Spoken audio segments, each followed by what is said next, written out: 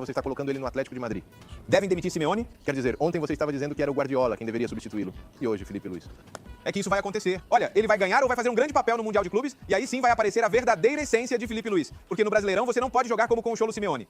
Se você mandar o Cholo Simeone para o Brasil, ele vai durar 2 dias dirigindo lá. Vão demiti-lo, ele não aguenta, não vão suportá-lo. Eu não aguentaria se fosse torcedor carioca. Olha, pessoal, acompanha esse react aqui. Os gringos estão loucos com o Flamengo. E, na verdade, o futebol brasileiro, né? Sul-americano, então. Já estão querendo cravar o Felipe Luiz no Atlético de Madrid. Cara, você tá doido. Se o Flamengo joga mais 1 ou 2 partidas boas, eu acho que os caras vão ceifar o Flamengo nessa janela de meio de ano. Porque os caras estão de olho no futebol sul-americano, em especial o Flamengo. A não ser os portugueses que estão dando muito destaque pro Abel Ferreira lá do Palmeiras, né? Eles estão sim falando do Palmeiras. O restante da mídia não liga porque ele é português ou deixa de ser. Mas o Flamengo, no geral, tá deixando os caras um pouco assim assustados com o nível de futebol do Flamengo. E se vocês bem for analisar, o Felipe Luiz é chamado a lenda. Os caras consideram o Felipe Luiz muito mais do que até alguns flamenguistas consideram. Lá na Espanha, lá, os caras chamam o Felipe Luiz de a lenda. E por isso que eles já estão falando que tem sim a possibilidade do Felipe Luiz chegar a treinar um time na Europa, em especial o Atlético de Madrid, que lá ele fez grande história. Mas é isso. Acompanha o vídeo aí, vai até o final, porque é repleto de reações dos gringos do começo ao fim. Falou!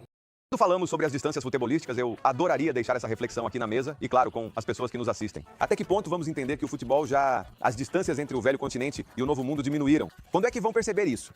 Pois ao final deste Mundial de Clubes, vemos como alguns times ricos estão tendo dificuldades toda vez que aparece um gráfico na tela mostrando que um vale 1 bilhão e o outro vale 50 milhões. E coisas extraordinárias acontecem. Há pessoas tão pobres que tudo o que tem é dinheiro. Então, quando falamos de futebol, as quantias e os bolsos cheios de dinheiro não entram em campo, viu? Lembre-se disso. Não, porque lhes falta ambição, lhes falta fome, lhes falta habilidade para jogar, lhes falta vontade de jogar. Enquanto alguns veem o Mundial de Clubes como um trampolim para chegar à Europa, outros veem o Mundial de Clubes como a oportunidade perfeita para fazer compras, como o Paris Saint-Germain.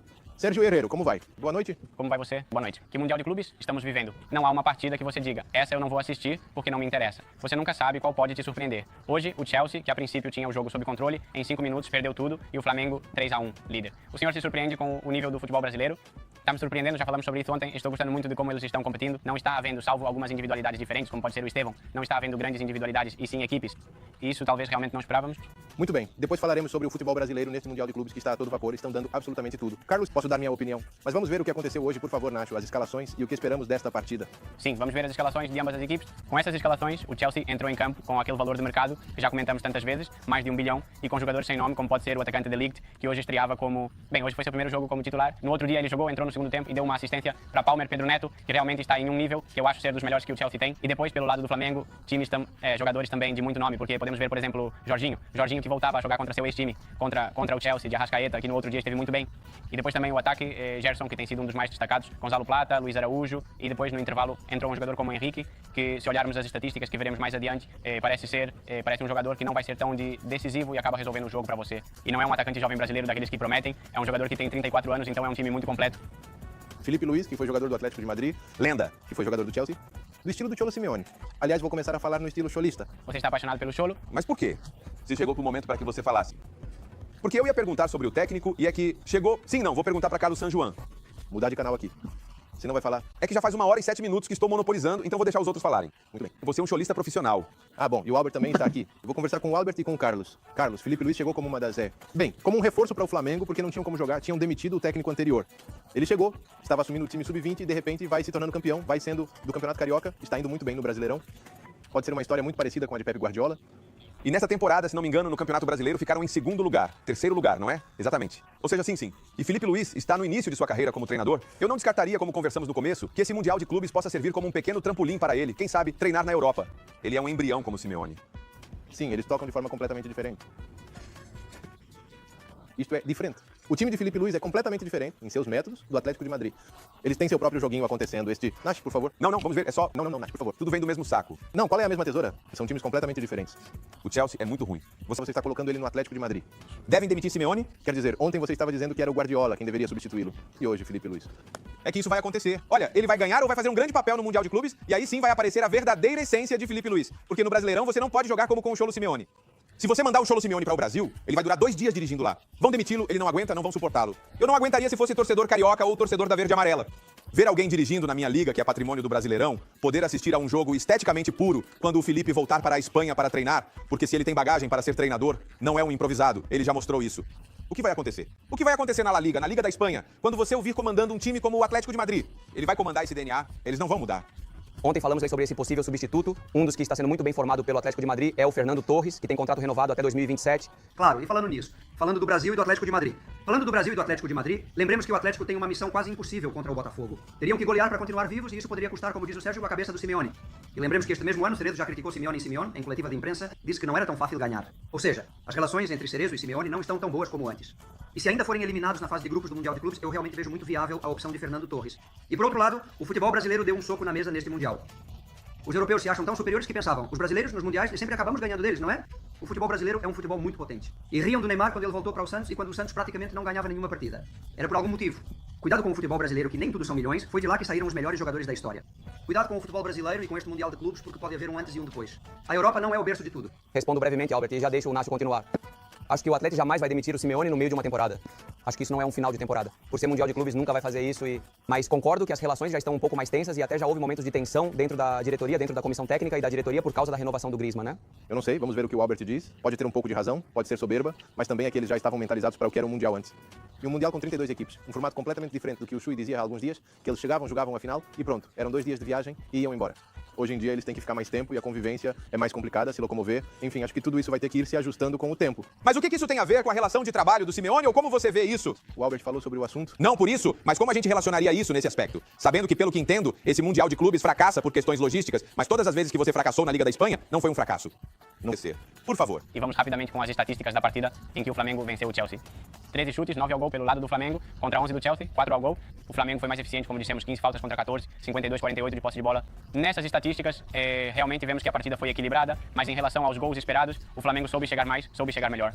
3 gols esperados pelo Flamengo, 1 pelo Chelsea, e vamos ver os destaques. Essas estatísticas também foram infladas devido à expulsão de Jackson, que ontem destacamos como a figura do Chelsea, mas hoje esteve apagado, se desesperou e cometeu um erro. E quem esteve mais ou menos bem, o único a se destacar, foi Pedro Neto do Chelsea, Bruno Henrique, a estrela do Flamengo hoje, e depois Gonzalo Plata, que com 2 assistências também foi importante na vitória dos brasileiros. Olho em Bruno Henrique, olho nesse Flamengo que sem dúvida alguma vai dar muito o que falar neste Mundial de Clubes e daqui pra frente, porque esses times não perdem o fôlego, os brasileiros jogam o ano todo. Isso é outra coisa que deveríamos observar. Os calendários esportivos no Brasil incluem estaduais, Copas Nacionais, Liga Nacional, Copa Libertadores, e o investimento que estão fazendo hoje em dia ainda está muito distante do europeu, muito longe do europeu. Eles preferem jogar a treinar, dito pela maioria. Eu prefiro mais... Deixar um ponto aqui, se eu não estou enganado, o Carioca vai ter apenas 10 partidas, não será mais 16. Então dá mais um descanso para os times brasileiros, ao menos no Campeonato Carioca. Jogos do que mais treinamentos. E eles trazem a essência da bola, porque muitas vezes há técnicos que são tão metódicos que dizem: vamos tocar menos na bola na parte física, vamos correr mais, vamos trabalhar mais na academia. Eles investem mais tempo na preparação física e esquecem que o contato com a bola e a sensibilidade com ela são extremamente importantes, algo que estamos vendo hoje com os brasileiros. Essa é a vantagem de jogar tantos jogos por ano. Não, mas veja bem, e você está dizendo isso, é incrível que no futebol moderno ainda existam treinadores que pensam em priorizar o trabalho físico em detrimento do trabalho com a bola. Conversei sobre isso com treinadores de longa data que me disseram, mesmo hoje... Vantagem de jogar tantos jogos por ano. O futebol brasileiro, quando ia jogar Mundial, pegava os europeus em meio de temporada, só galácticos, os melhores das seleções mundial em um clube, contra um time brasileiro estourado. Agora meio que tá pareia. Eles lá estão no final de temporada e a gente aqui tá na metade, mas essa metade é quase a mesma quantidade de jogo da temporada deles inteira.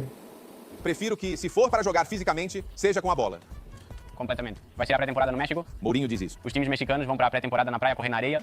Isso já não se faz mais. Eles não jogam em dezembro. Eu queria fazer uma ressalva sobre o Flamengo. Sobre o Arrascaeta, me parece um jogador espetacular. Comentei isso outro dia. Toda a sua carreira foi construída aqui na América do Sul. Acho que ele tem nível para dar o salto, atravessar o Atlântico e ir para um grande da Europa. Ele está mais velho, mas ele já tem uma certa idade, claro. Já tem uma idade, 28, 29 anos, e nunca teve a oportunidade de sair de um time onde é querido e idolatrado. E ele valoriza isso. É o eixo principal, a pedra angular da seleção uruguaia. E a Arrascaeta já faz tempo que joga em alto nível, mas sim, acho que o futebol europeu não fez justiça a ele, porque acredito que ele já deveria ter dado esse salto há algum tempo. Foi o Nathan Nandes, que para mim era extremamente limitado em comparação ao... Incrível, né, pessoal? Um talento igual esse Arrascaeta realmente nunca ter saído. Quantas janelas! E ele poucas vezes foi sondado após estar no Flamengo. Sondado, né? Nem dá proposta e o Flamengo recusar ou ele mesmo recusar a proposta do time. É incrível, né? Que bom, né? Bônus pro Megão. Quero detalhar mais e que acho que vale a pena é o que o Flamengo fez hoje. O Flamengo de Felipe Luiz joga muito bem, é o Chelsea. O Flamengo sai na frente tomando a iniciativa, faltou qualidade. A ideia estava lá, mas lhe faltou qualidade para executá-la. E no segundo tempo, ou seja, é a versão que pessoalmente mais me emocionou de um time brasileiro até agora neste Mundial de Clubes. Até mesmo acima do que foi o Botafogo contra o Paris Saint-Germain, é que passou por cima. O Botafogo também terminou 1-1 e já era um bom resultado.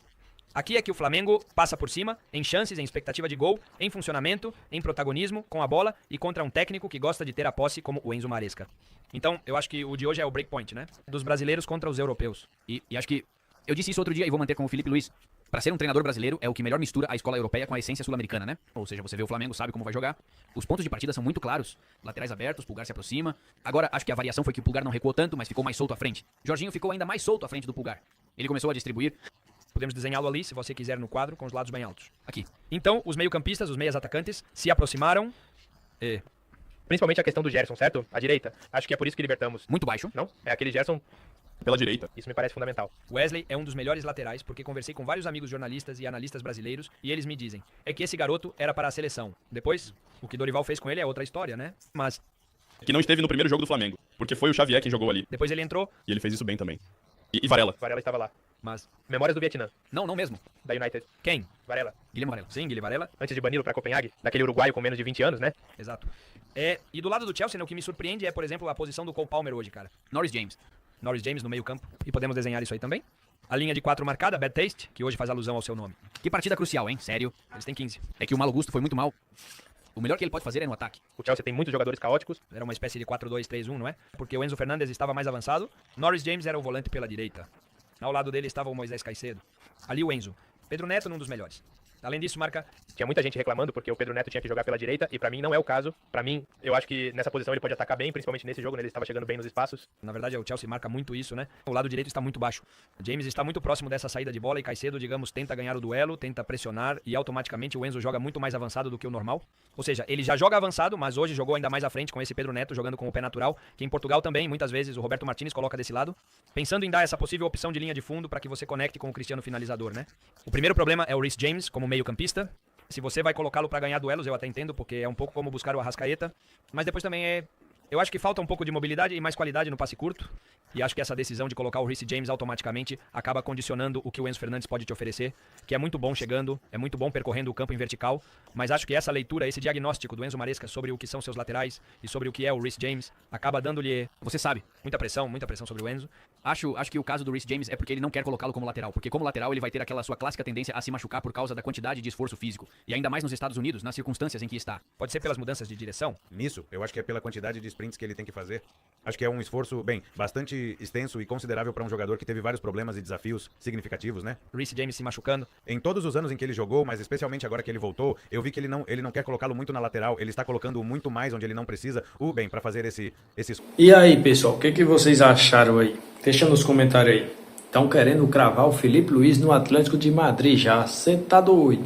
Se o Flamengo joga mais uma ou duas partidas boas, eu acho que nessa janela do meio do ano os caras vão fazer um arraso no Flamengo. Porque tá impressionando, sim, os europeus. E é quem tem, né, para comprar. Bora ver. Se gostou, já deixa aquele like. Segue o perfil, porque aqui a gente irá postar muito mais cortes e reacts direto ao ponto, sem muita enrolação.